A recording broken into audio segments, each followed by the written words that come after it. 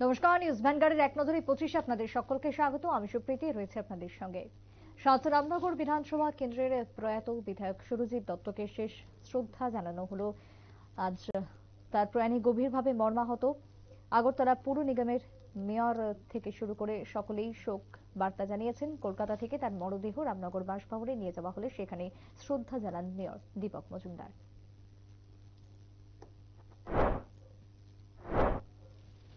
করবুক মহকুমার প্রেমতলা মাল্টিপারপাস হল ঘরে অনুষ্ঠিত হলো এক বৈঠক। ন্যাশনাল কমিশন ফর ওমেন্স শীর্ষক এই বৈঠকে উপস্থিত ছিলেন করবুক চেয়ারম্যান প্রণব ত্রিপুরা সহ অন্যান্যরা।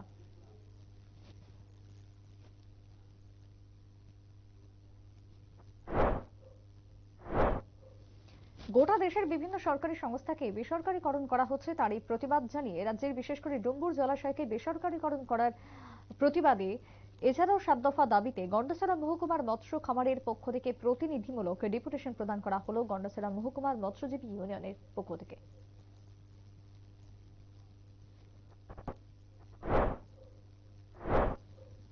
খোয়াই কৃষি বিজ্ঞান কেন্দ্রের উদ্যোগে অনুষ্ঠিত হলো বিজ্ঞান উপদেষ্টা কমিটির বৈঠক। বৈঠকে উপস্থিত ছিলেন রামকৃষ্ণ সেবা কেন্দ্রের সাধারণ সম্পাদক সহ অন্যান্যরা।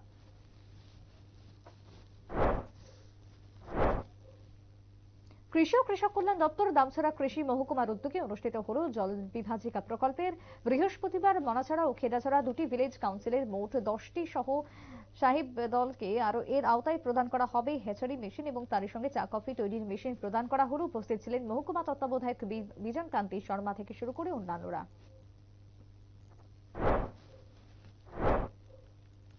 সিপাহীজলা জেলার সোনামুড়া মহকুমার বক্সনগর ব্লকের অধীন এনসি নগর ও দুর্গানগর গ্রাম পঞ্চায়েতে অনুষ্ঠিত হল বিকশিত ভারত সংকল্প যাত্রা।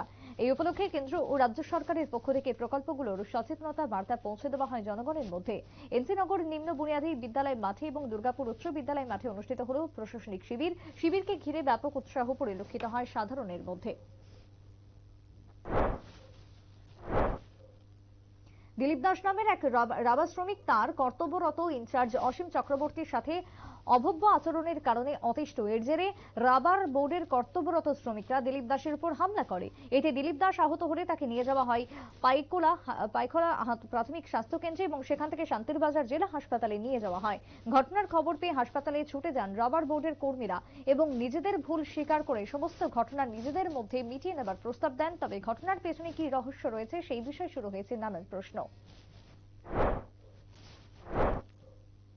2024 লোকসভা নির্বাচনের আগে শেষবারের মতো বসতে চলেছে রাজ্যের বিধানসভা অধিবেশন। আগামী 5 জানুয়ারি থেকে শুরু হবে ত্রয়োদশ বিধানসভার অধিবেশন, চলবে 11 জানুয়ারি পর্যন্ত। 5 দিন ব্যাপী অধিবেশনে বিজনেস অ্যাডভাইজার কমিটির মিটিং এবং বিল নিয়ে উত্থাপিত হবে। সাংবাদিক সম্মেলনে তুলে ধরলেন পরিষদীয় মন্ত্রী রতনলাল নাথ। রাজ্যের প্রধান রেফারেল হাসপাতাল জিবি এবং গভর্নমেন্ট মেডিকেল কলেজের বিভিন্ন কাজকর্ম খতিয়ে দেখতে ঝটিকা সফর করলেন স্বাস্থ্য সচিব সন্দীপ আর রাঠোর। পাশাপাশি তিনি বিভিন্ন বিভাগের চিকিৎসকদের সাথে কথা বললেন। মূলত সরকারি এই হাসপাতাল এবং মেডিকেল কলেজ থেকে যেন কোনোভাবেই কোনো রোগী পরিষেবা থেকে বঞ্চিত না হন, তার জন্যই এই সফর বলে জানালেন স্বাস্থ্য সচিব। বিধায়ক সুরজিৎ দত্তের প্রয়াণে গভীরভাবে শোক প্রকাশ করেছেন ত্রিপুরা প্রদেশ কংগ্রেসের সভাপতি আশিস কুমার সাহা। এক শোক বার্তায় তিনি জানান, প্রয়াত সুরজিৎ দত্ত ছিলেন এক জাতীয়তাবাদী নেতা। তার এই মৃত্যুতে রাজ্য রাজনীতিতে অপূরণীয় ক্ষতি হল বলে ব্যাখ্যা করলেন তিনি।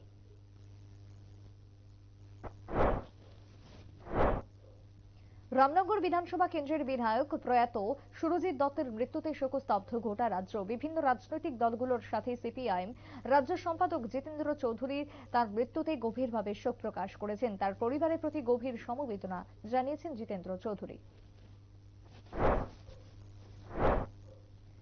রামনগর বিধানসভা কেন্দ্রের প্রয়াত বিধায়ক সুরজিৎ দত্তের প্রয়াণ ঘটে গতকালকে অর্থাৎ বুধবার রাতে। বৃহস্পতিবার তার মরদেহ পৌঁছায় প্রথমেই নিয়ে যাওয়া হয় সচিবালয় এবং সেখানে মুখ্যমন্ত্রী সহ রাজ্য মন্ত্রিসভার অন্যান্য সদস্যরা তাকে শেষ শ্রদ্ধা জানান। সেখান থেকে মরদেহ নিয়ে যাওয়া হয় বিজেপি সদর দপ্তরে। সেখানে দলীয় কর্মীরা সুরজিৎ দত্তকে অন্তিম শ্রদ্ধা জানান। এরপর তার মরদেহ নিয়ে যাওয়া হয় রামনগরস্থিত নিজ বাসভবনে। সেখানে চোখের জলে জননেতাকে শেষ শ্রদ্ধা জ্ঞাপন করেন অগণিত মানুষ। এরপর মিছিলটি শোক মিছিল বটতলা মহাশ্মশানে পৌঁছালে সেখানে পূর্ণ রাষ্ট্রীয় মর্যাদায় অন্ত্যেষ্টিক্রিয়া সম্পন্ন হয় তার। রামনগর বিধানসভা কেন্দ্রের বিধায়ক সুরজিৎ দত্তের প্রয়াণ হয়েছে বুধবার রাতে। বৃহস্পতিবার তার মরদেহ পৌঁছানোর পর প্রথমেই সচিবালয়ে নিয়ে যাওয়া হয় এবং সেখানে শেষবারের জন্য শ্রদ্ধা জানানো হয়। দলীয় নেতা কর্মীরা সুরজিৎ দত্তকে অন্তিম শ্রদ্ধা জানান। তারপরেই নিয়ে যাওয়া হয় রামনগর স্থিত নিজ বাসভবনে এবং সেখানের পর নিয়ে যাওয়া হয় মহাশ্মশানে। গার্ড অফ অনার দিয়ে অন্ত্যেষ্টিক্রিয়া সম্পন্ন হলো প্রয়াতের।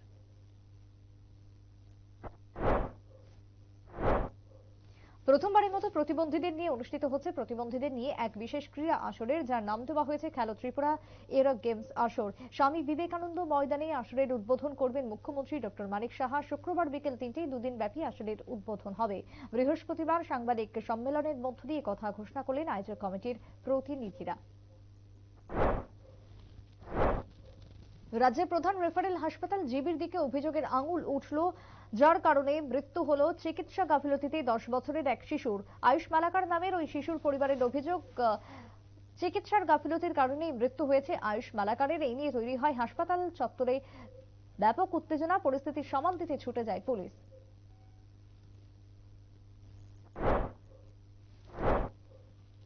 উদ্বোধনের এখনো বাকি 25 দিন। এখন থেকেই জাতীয় রাজনীতির কেন্দ্রবিন্দুতে রাম মন্দির ইস্যু। 22 জানুয়ারি রাম মন্দিরের প্রাণ প্রতিষ্ঠা হবে। প্রধানমন্ত্রী নরেন্দ্র মোদীর হাত দিয়ে এই অনুষ্ঠানে একাধিক বিরোধী নেতাদেরও আমন্ত্রিত জানানো হয়েছে, যার মধ্যে রয়েছেন কংগ্রেসের নেত্রী সোনিয়া গান্ধী, কংগ্রেসের সর্বভারতীয় সভাপতি মল্লিকার্জুন খাড়গে, লোকসভার দলনেতা অধীর চৌধুরী। একাধিক বিরোধী শাসিত রাজ্যের মন্ত্রীরাও মুখ্যমন্ত্রীরাও আমন্ত্রিত। অথচ শরদ পাওয়ার থেকে আমন্ত্রণ পাননি। পাওয়ারের দাবি, তাকে মন্দির উদ্বোধনের অনুষ্ঠানে আমন্ত্রণই জানানো হয়নি, তাই তার উপস্থিতি থাকার কোনো প্রশ্নই নেই। এনসিপি সূত্রের খবর, রাম মন্দির কর্তৃপক্ষ মোট 6000 অতিথিকে আমন্ত্রণ জানিয়েছে। অথচ শরদ পাওয়ারের মতো সিনিয়র নেতা আমন্ত্রণ পাননি। প্রকাশ্যে ইনি কিছু না বললেও দলের অন্দরে আমন্ত্রণ না পাওয়া নিয়ে অসন্তোষ প্রকাশ করেছেন তিনি। বুধবার রাতে মানিকভান্ডার বাজার এলাকায় পঞ্চায়েতের প্রধান রাজীব ঘোষের 4টি ঘরে আগুন দাউ দাউ করে জ্বলতে থাকে। আগুন জ্বলতে দেখে চিৎকার শুরু হয়ে যায়। মুহূর্তেই আগুন ছড়িয়ে পড়ে মজুতকৃত ঘরে। খবর দেওয়া হয় কমলপুর অগ্নি নির্বাপক বাহিনীকে। দপ্তরে কর্মীরা গিয়ে আগুন নিয়ন্ত্রণে আনে, কিন্তু তার আগে 4টি ঘর এবং স্টোর রুম সম্পূর্ণ পুড়ে ছাই হয়ে যায়। প্রাথমিকভাবে ক্ষয়ক্ষতির পরিমাণ 1 কোটি টাকার অধিক বলে দাবি। খবর পেয়ে রাতেই মানিকভান্ডার বাজারে রাজীব ঘোষের বাড়িতে ছুটে যান বিধায়ক মনোজ কান্তি দেব সহ অন্যান্য নেতৃত্বরা। বৃহস্পতিবার রাজীব ঘোষের বাড়িতে গিয়ে সমবেদনা জানান সিপিএম কমলপুর মহকুমা কমিটির সম্পাদক অঞ্জন দাস থেকে শুরু করে অন্যান্যরা।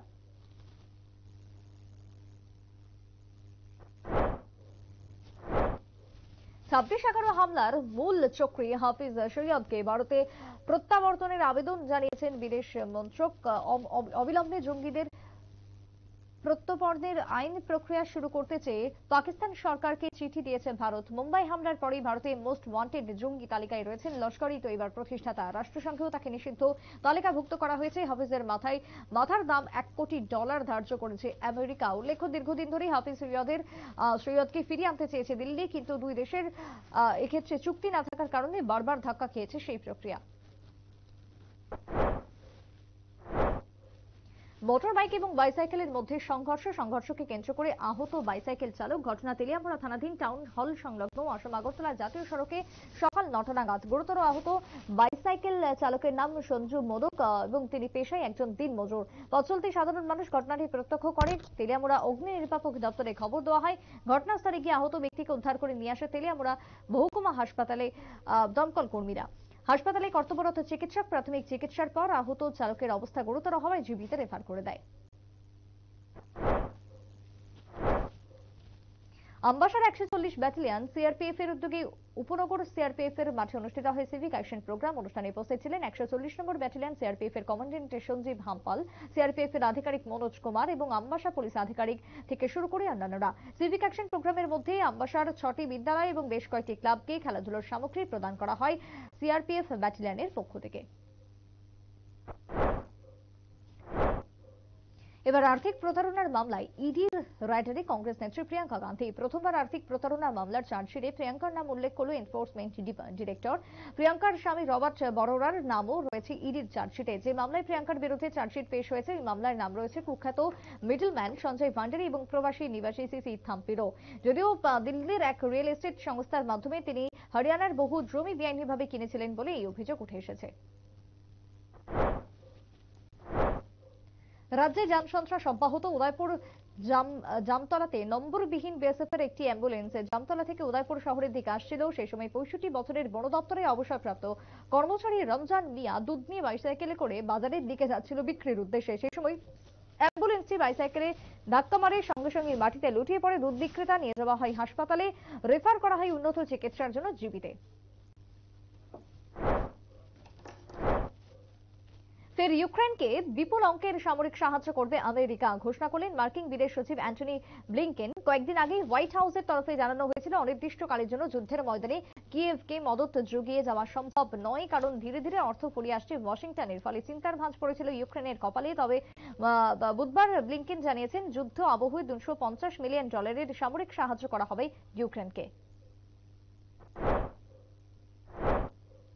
রাজ্য জুড়ে নিশি কুটুম্বের বাড়বাড়ন্ত, শীতের রাতে ঘুম কেড়ে নিচ্ছে রাজ্যবাসীর চোরের দল।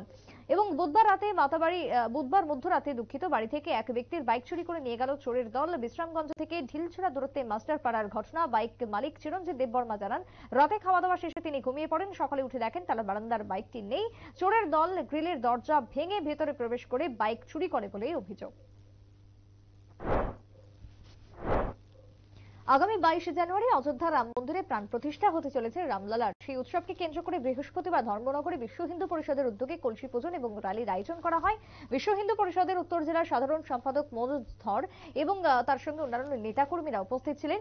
উত্তর জেলার 9টি প্রখণ্ড থেকে 9টি কলসি এসে ধর্মনগরের অফিস জেলার কালীবাড়িতে জড়ো হয়েছে এবং পরবর্তী সময় বিশেষ র্যালির আয়োজন করা হয় বিশ্ব হিন্দু পরিষদের পক্ষ থেকে প্রচার হিসেবে রাম মন্দিরের। এখনকার মতো এক নজরে 25 পর্যন্ত। পরবর্তী নিউজ আপডেট এবং টকশো দেখার জন্য চোখ রাখবেন শুধুমাত্র নিউজ ভ্যানগার্ডের পর্দায়। নমস্কার।